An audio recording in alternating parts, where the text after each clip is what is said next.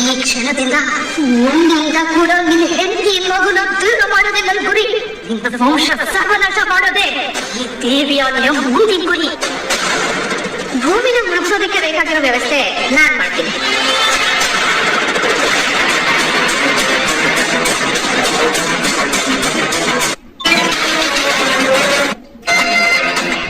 Thanks ಪುಟ್ಟಿ. ನನಗೂ ನಿನಗೂ ಯಾವ ಸಂಬಂಧನೂ ಇಲ್ಲ. ಆದ್ರೂ ಬಾಯಿ ತುಂಬ ನನ್ನ ಅಮ್ಮ ಅಂತ ಕರಿತೀಯ. ನಾನ್ ಸ್ವಲ್ಪ ಸಪ್ಪಗಿದ್ರು ಹೆತ್ತ ಮಗಳ ತರ ಸಾಂತ್ವನ ಹೇಳ್ತೀಯ.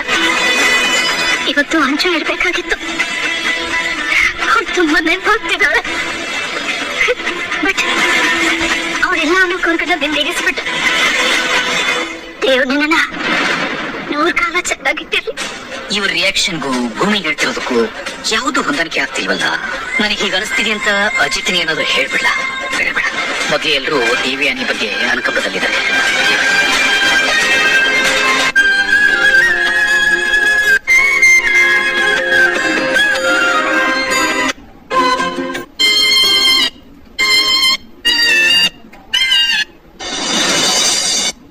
ಮಾತಾಡ್ದಷ್ಟೇ ನೀಟಾಗಿ ಕೆಲ್ಸನೂ ಮಾಡ್ಬೇಕಲ್ವಾ? ಸ್ವಲ್ಪ ಪೇಷನ್ಸ್ ತಗೊಳ್ಳಿ ಮೇಡಮ್. ಈ ಅಶ್ವಿನಿ ಪಕ್ಕಾ ಪ್ರೊಫೆಷನಲ್. ಒಂದು ಡೀಲ್ ಒಪ್ಕೊಂಡ್ರೆ ನೀಟಾಗಿ ಕೆಲಸ ಮಾಡ್ತಾರೆ.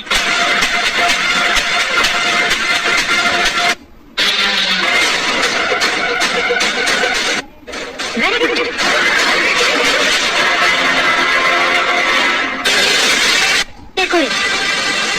ಕರ್ಕೊಂಡು ಹೋಗ್ತೀನಿ ನೋಡು. ಹುಷಾರು. ಅನ್ಕೊಂಡಂಗೆ ಕೆಲ್ಸ ಆಗ್ಬೇಕು. ಮಿಸ್ ಆದ್ರೆ ಇಬ್ಬರಿಗೂ ಜೈಲು ಊಟ ಮಿಸ್ಸೇ ಇಲ್ಲ. ಹಲೋ, ಈಗ ನೀನು ಓದ್ತಾ ಇರೋ ಸ್ಕೂಲಲ್ಲಿ ಆಲ್ರೆಡಿ ನಾನು ಪ್ರಿನ್ಸಿಪಲ್. ಈ ಆಟಗಳನ್ನ ನಾನು ನೀನು ಹುಟ್ಟೋಕ್ ಮುಂಚೆಯಿಂದಲೂ ಆಡ್ತಾ ಬಂದಿರೋದು. Just wait and watch.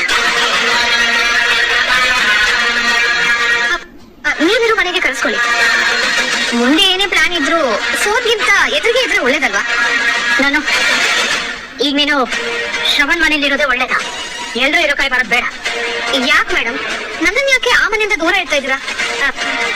ದೂರ ಇಡ್ತಿದ್ದೀನಿ ಅಂತ ಯಾಕೆ ಹೇಳ್ತಿದ್ಯಾ?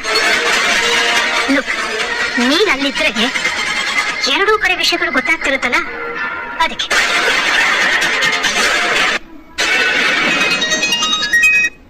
ತಾಯಿ ಬೇಲ್ ಸಿಗ್ಬಹುದಾ? ಸರಿ ಸರ್ ಮಾಡಪ್ಪ. ತಿಥಿಗ್ ಬಂದವರು ದೇವಸ್ಥಾನದ ಒಳಗೆ ಹೋಗ್ಬಾರ್ದಂತೆ. ಸೂತ್ಕ ಅಲ್ವಾ? ಹಾಗಂತ ಅಮ್ಮ ಹೇಳ್ತಿದ್ರು. ಅಮ್ಮ ಹೇಳಿದ್ದು ಫ್ಯಾಮಿಲಿ ಅವ್ರಿಗೆ ಹೋಗ್ಬಾರ್ದು ಅಂತ. ನಿನಗೂ ನನ್ನ ಫ್ಯಾಮಿಲಿಗೂ ಸಂಬಂಧ ಇರ್ಬೋದು. ಇಲ್ಲ, ಆದ್ರೆ ನಿಮ್ಮವರು ನನ್ನವರು ಅಂತ ಅನಿಸಿದ್ ಮಾತ್ರ ನಿಜ. ನಾವಿಬ್ಬರದು 1 ವರ್ಷದ ಒಪ್ಪಂದದ ಮದ್ವೆ ಅಂತ ನನ್ ಈ ಬುದ್ಧಿಗೆ ಯಾವಾಗ್ಲೂ ಅರಿವಿರುತ್ತೆ. ಆದ್ರೆ ಮನಸ್ಸಿಗೆ ಭಾವನೆಗಳೇ ಮುಖ್ಯ. ನಮ್ ದೊಡ್ಡ ಸಾಹೇಬ್ರಲ್ಲಿ ನನ್ನ ಅಪ್ಪನ್ ಕಾಣ್ತಾ ಇದೀವಿ. ಅಲ್ಲಿಗೆ ರಮಣ್ ಸಾಹೇಬ್ರು ಚಿಕ್ಕಪ್ಪ ಅಲ್ವಾ? ಸಾಹೇಬ್ರೆ, ಚಿಕ್ಕಪ್ಪನ ತಿಥಿಗೆ ಬಂದು ದೇವಸ್ಥಾನದ ಒಳಗಡೆ ಹೇಗೆ ಹೋಗ್ಲಿ ಹೇಳಿ? ನೀನು ಒಳ್ಳೆತನಕ್ಕೆ ಒಂದ್ಸತಿ ಏನ್ ಹೇಳ್ಬೇಕು ನನಗೆ ಗೊತ್ತಾಗಲ್ಲ. ನಾವೇನೇ ಮಾತಾಡಿದ್ರು ವಾಸ್ತವ ಅನ್ನೋದೊಂದಿರುತ್ತಲ್ಲ. ಏನೇ ಆದ್ರೂ ಯಾವತ್ತಿಗೂ ನೀನು ಹೊರಗಿನವರು. ಭೂಮಿ,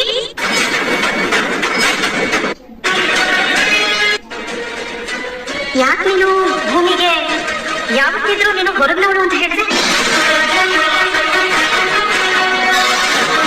ಇದೀರಾ ಇನ್ನು ನನ್ನ ಹತ್ರ ಯಾವ ಸತ್ಯನೂ ಮುಚ್ಚಿಟ್ಟು ಪ್ರಯೋಜನ ಇಲ್ಲ. ಎಲ್ಲಾ ಸತ್ಯನೂ ಹೇಳ್ಕೊಂಡ್ಬಿಡ್ತೀವಿ.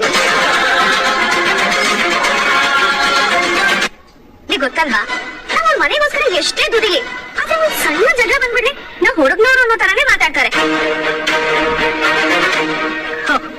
ಹೌದಾ? ಒಳ್ಳೆ ಹುಡುಗ.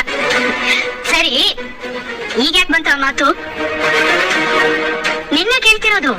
ದೇವೇನೇಕ ಇರುತ್ತಲ್ಲ ಗಂಡ ಹೆಂಡತಿ ಕೋಳಿ ಜಗಳ, ನೀವೇ ನೋಡಿ ಮಾಡ್ಕೋಬೇಡಿ. ಸರಿ ಸರ್. ಮಗಳೇ, ಅಮ್ಮ ನಾನು ಅಲ್ಲಿ ನದಿ ತೀರದ ಹತ್ರ ಸ್ವಲ್ಪ ಹೊತ್ತಿದ್ದು ಬರ್ತೀನಿ. ಗಾಬರಿ ಆಗೋದೇನ್ ಬೇಡ. ಸರಿ, ಹೋಗ್ತಾರೆ ಎಷ್ಟು ಮತ್ತೆ. ಯಾವ್ದಕ್ಕೂ ನಾನು ಅವ್ರ ಜೊತೆ ಇರೋದು ಒಳ್ಳೇದು. ನಾನು ಅಲ್ಲಿ ಹೋಗ್ಬರ್ತೀನಿ. ಅಮ್ಮ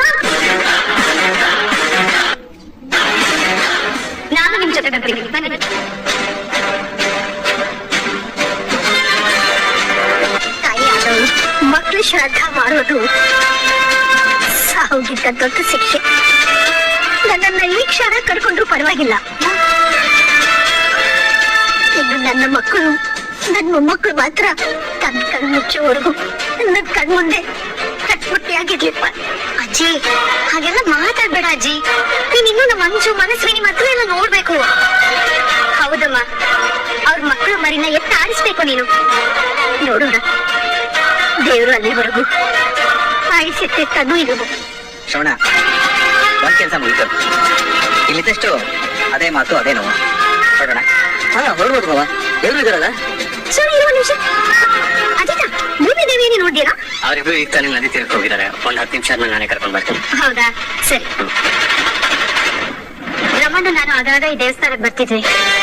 ಇಲ್ಲಿ ಬಂದ್ಮೇಲೆ ತೆಪ್ಪದಲ್ಲಿ ಹೋಗೋದಂದ್ರೆ ನಂಗೆ ತುಂಬಾ ಇಷ್ಟ. ನನಗಿಷ್ಟ ಅಂತ ರಮಣ್ಣನ ಅದರಲ್ಲಿ ಕಾಣ್ತಿರಲಿಲ್ಲ ಮರ, ಅಲ್ಲಿವರೆಗೂ ಕರ್ಕೊಂಡು ಹೋಗೋರು. ರಮಣ್ ಬಿಟ್ಟು ಹೋದ್ರು. ಆದ್ರೆ ಇಂತಹ ಆಸೆಗಳೆಲ್ಲ ನನ್ನದಿನ್ನ ಜೀವಂತವಾಗೇ ಇದೆ. ಇನ್ನು ಈ ಬಿದ್ರೆ ಆಸೆಗೆ ಯಾರು ಬೆಲೆ ಕೊಡ್ತಾರೆ? ಅಮ್ಮ, ನೊಂದ್ಕೊಂಬೇಡಿ ಅಮ್ಮ, ನಾನ್ ನಿಮ್ಮ ಆಸೆಗಳಿಗೆ ಬೆಲೆ ಕೊಡ್ತೀನಿ. ನೀವು ನನ್ ಜೊತೆ ಬರ್ತೀರಾ? ನಾನು ನಿಮ್ಮ ಜೊತೆ ಬರ್ತೀನಿ. ಅಮ್ಮ, ಒಂದೇ ಒಂದು ನಿಮಿಷ ಇರಿ, ನನ್ನ ತೆಪ್ಪದ ಹತ್ರ ಹೋಗಿ ಮಾತಾಡ್ಕೊಂಡು ಬರ್ತೀನಿ. ಸಾವನ್ನ ತಾನಾಗೇ ಹುಡ್ಕೊಂಡು ಹೋಗೋದು ಅಂತ ಹೇಳೋದು. ನಿಮ್ ತೆಪ್ಪದಲ್ಲಿ ಈ ದರದಿಂದ ಆ ದರದವರೆಗೂ ಹೋಗಿ ಮತ್ತೆ ವಾಪಸ್ ಕರ್ಕೊಂಡ್ ಬರ್ತೀರಾ? ಎಷ್ಟು ಜನ ಮೇಡಮ್? ನಾನು ಮತ್ತೆ ನಮ್ಮಮ್ಮ ಅಷ್ಟೇ. ಅಂದ್ರೆ ಅಲ್ಲಿ ನಿಂತಿದಾರಲ್ಲ ಅವರೇ. ಒಬ್ಬರಿಗೆ 500 ರೂಪಾಯಿ ಆಗುತ್ತಾ? ಮಾತಾಡಿದ್ದೀನಿ ಅವ್ರ ಜೊತೆ, ಬನ್ನಿ ಹೋಗೋಣ. ಹೌದಾ, ಅವ್ರು ನಮ್ಮ ಕರ್ಕೊಂಡು ಹೋಗ್ತೀರಂತೆ. ಥ್ಯಾಂಕ್ ಯು ಮಗಳ. ಅಯ್ಯೋ, ಬನ್ನಿ ಅಮ್ಮ. ಬಾ.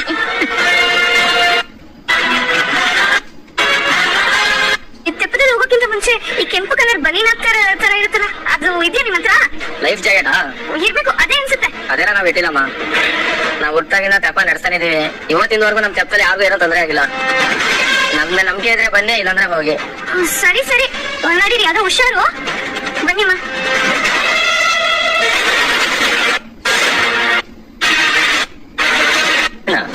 ರಾಮಣ್ಣ ಜೊತೆ ಟೈಮಲ್ಲಿ ಯಾಕೆ ಒಂಥರ ನೋಡ್ತಿದ್ರೆ? ನಿಮ್ ದೇವಿನ ಹೆಚ್ಚೆ ಅಂಜನಾ ಹೋದ್ಮೇಲೆ ಒಂಥರ ಆಗ್ಬಿಟ್ಟಿದಾರ. ಒಂಥರ ಆಗ್ಬಿಟ್ಟಿದಾರ ಅಂದ್ರೆ ಏನ್ ಮಾಡಿದ್ರಿ ಈಗ? ಅವ್ರೇನ್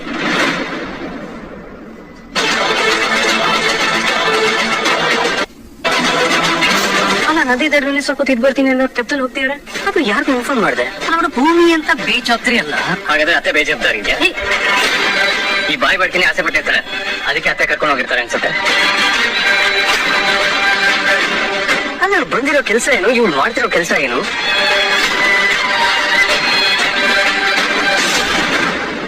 ಸತ್ಯನ ಇಬ್ರು ಲೈಫ್ ಜಾಕೆಟ್ ಹಾಕಿಲ್ಲ.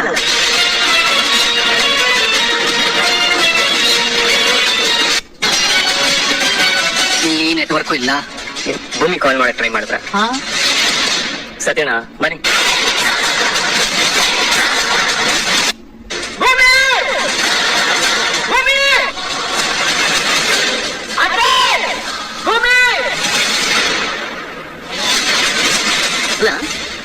ಯಾಕೆ ಅವನು ಎಷ್ಟೊಂದು ಜೋರಾಗಿ ಭೂಮಿ ಅಂತ ಕೂಗ್ತಿದ್ದಾನೆ?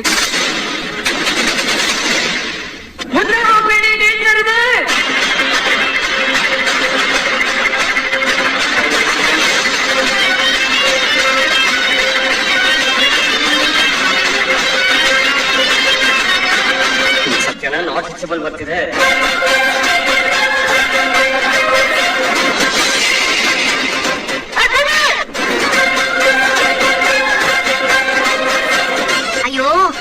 ಮಾಮೂಲಿಪ್ಪ, ಇದ್ದಿದ್ದೆ ಡೌಗಳು. ಅವ್ನು ಏನಕ್ಕೆ ಬಂದಿದ್ದಾನೆ ಅಂತಾನೆ ಮರ್ತ್ಬಿಟ್ಟಿದ್ದಾರೆ.